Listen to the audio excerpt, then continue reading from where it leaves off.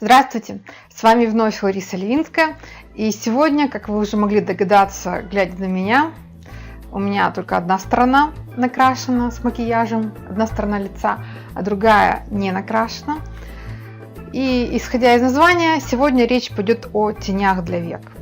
А именно вот об этой палетке из серии про визаж. Пользуюсь уже сравнительно давно, уже, наверное, 2 или 3 месяц. Цвет у меня используется 3, это Daily Style. Почему решила выбрать этот цвет? Ну, во-первых, потому что глаза серо-голубые, с зеленоватым оттенком.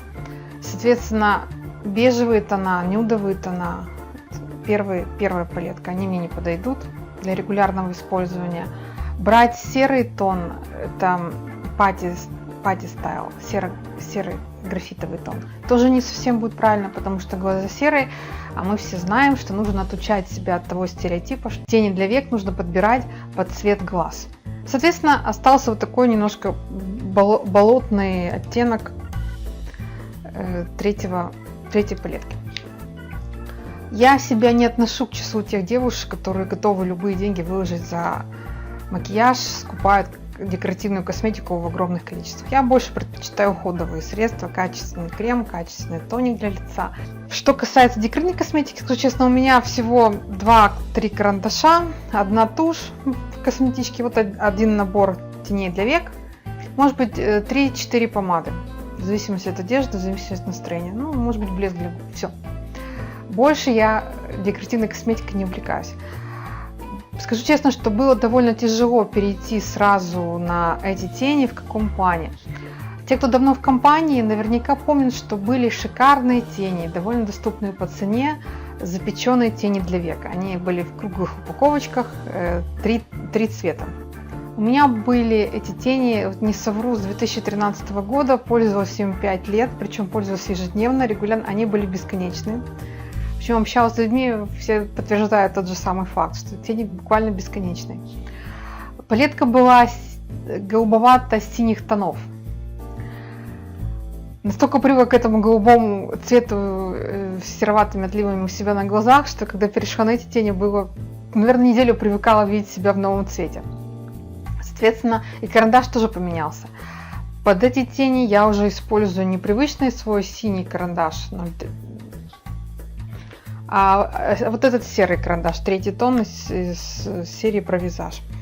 Потому что с черным пробовала, получается немножко ярковато, тем более сейчас лето. Все-таки под эти тени, мне кажется, под мой цвет глаз лучше подходит серый карандаш. Как использовать эти тени? Правильно, конечно, все это знают, правильно наносить в самый светлый тон на область, на внутреннюю уголок глаза и на область под бровями. Затем на подвижное веко наносим средний тон. Вот сюда на внутреннее подвижное веко наносим средний тон. И уже уголок глаза самым темным тоном тонируем. Также линию вдоль роста ресниц и складочку под веком, верхним веком. Так как у меня жирная кожа и так как у меня славянский тип лица с нависшими веками, никуда от этого не денешься.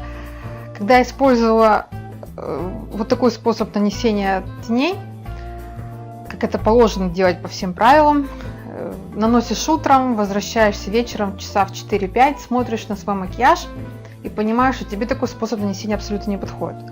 Потому что какие бы ни были хорошие тени, жирные веки, и получается, что эта складочка, вот эта, которую мы черным, самым темным цветом подкрашиваем, она пропечатывается. Вот этот самый светлый тон под бровями тоже не особо виден в этой палетке. Я подумала, не надо быть жертвой моды, и выбираю тот способ нанесения теней, который максимально удобен, максимально комфортен, мне не будет таких негативных последствий вызывать в течение всего дня.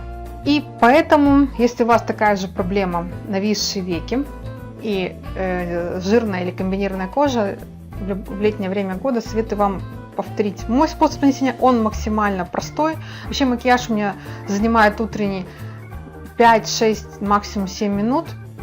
экспресс-макияж. Итак, я беру самый светлый тон, он крайний справа на палетке, и наношу его на внутренний уголок глаза. Скажу, что очень удобно наносить эти тени, в каком плане они не крошатся, хорошо держатся на глазах. Матовый, но с чуть-чуть легким таким перламутром. И очень мне нравятся спонжики. Микропористые, из качественного материала сделанные.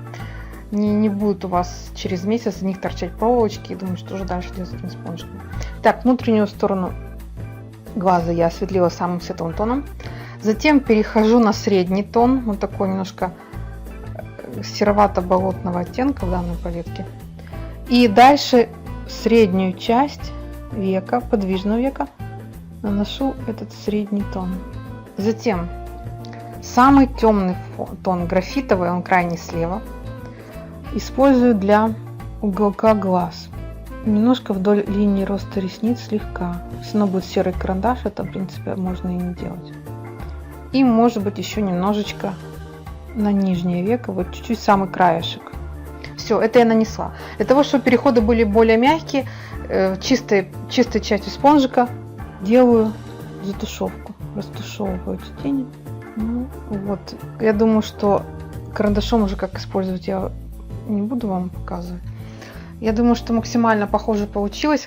Кстати, скажу вам, что когда только взяла эти тени для век, я попыталась использовать из нашего всеми любимого набора кистей для макияжа вот эту привычную кисточку для уголка глаз. Ну, очень удобно. Раньше при запеченных тенях я всегда ею пользовалась, чтобы затемнить уголок глаза.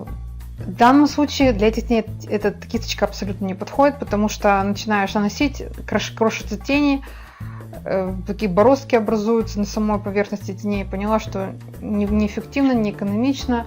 Вернулась, используя обычный спонжик. Так что этот пока девайс мне особо не пригождается при использовании этих теней. Надеюсь, что ничего сложного. И вполне удобный способ нанесения теней для дневного повседневного макияжа. А теперь я хочу вам рассказать, может быть, это будет полезно для общего развития, кто-то, может быть, интересуется историей косметики, историю возникновения и применения теней для век. Так, краткая история тени для век. Первые раскопки, подтверждающие, что тени для век существовали в древности, это была Месопотамия. Еще в те далекие времена в Междуречье женщины использовали тени для век, а изготавливали их из мелко-мелко измельченных камней, драгоценных и полудрагоценных. В Древнем Египте все мы прекрасно помним царицу Клеопатру, незабываемую Элизабет Тейлор в ее роли, звезду американского кинематографа прошлого столетия. Тени для век были весьма популярны. Они защищали от сухости глаза, от раздражения, а также по существовавшему в те времена преданию считалось, что эти тени для век помогают защитить человека от нечистой силы. Причем в Древнем Египте тенями для век пользовались как женщины, так и мужчины. Делался состав из древесного угля и сульфида цинка и сурьмы. Добавлялись, конечно, жиры растительного и животного происхождения для легкости нанесения, и использовался этот состав для нанесения на глаза в качестве туши, в качестве подводки, в качестве карандаша, ну и в качестве теней, конечно же. Также помимо такого черного классического цвета использовались тени, изготовленные на основе малахита, камень зеленого цвета минерал, и также на основе лазурита. Тоже эти камни измельчались в мелкую крошку. Затем следующий этап развития – это Древняя Греция. В Древней Греции не такой жесткий климат, не такие сложные погодные условия, как в Египте, поэтому макияж уже не выполняет защитные функции, и в то же время пропадает мистический компонент. Уже женщины используют больше цветные тени для век, и настолько популярна эта косметика, что она является частью экспорта в Древней Греции.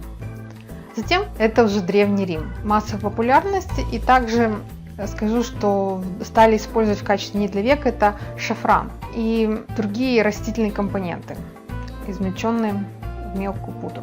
Затем наступает большой-большой длительный период средневековья, когда женщинам запрещалось выглядеть красивее, чем они есть, чем они рождены природой. Поэтому за использование теней для век женщина могла угодить на костер.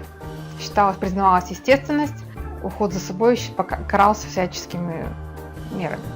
Новый этап возрождения. Опять же, косметикой начинают женщины пользоваться, но тени для век особо не применялись в это время. На новое время больше акцент женщины уделяют вниманию губам, а тени, как правило, тоже особо не используются. Бурный всплеск интереса к теням для век появился с расцветом кинематографа, когда женщины, покоренные кинематографом, хотели выглядеть в реальной жизни так же, как их любимые героини на экранах. И как раз именно в это время всем известный Max Factor открывает свой бутик, в котором предлагает женщинам многообразие декоративной косметики. И в том числе он впервые разработал тени для век, максимально похожие по составу с нынешними. В данном случае у него были тени для век на основе хны.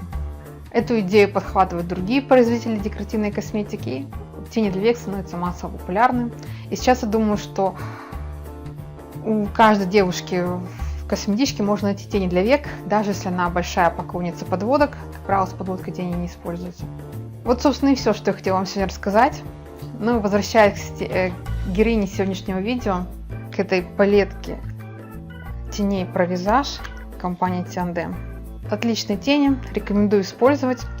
Хватит вам их точно надолго. Глаза — это магнит для противоположного пола. Не стоит экономить на себе, не стоит экономить на своем макияже. Ставьте лайки, подписывайтесь на канал, и вы всегда будете в курсе ответов на самые различные вопросы по теме красоты и здоровья. С вами была Лариса Левинская. До скорой встречи!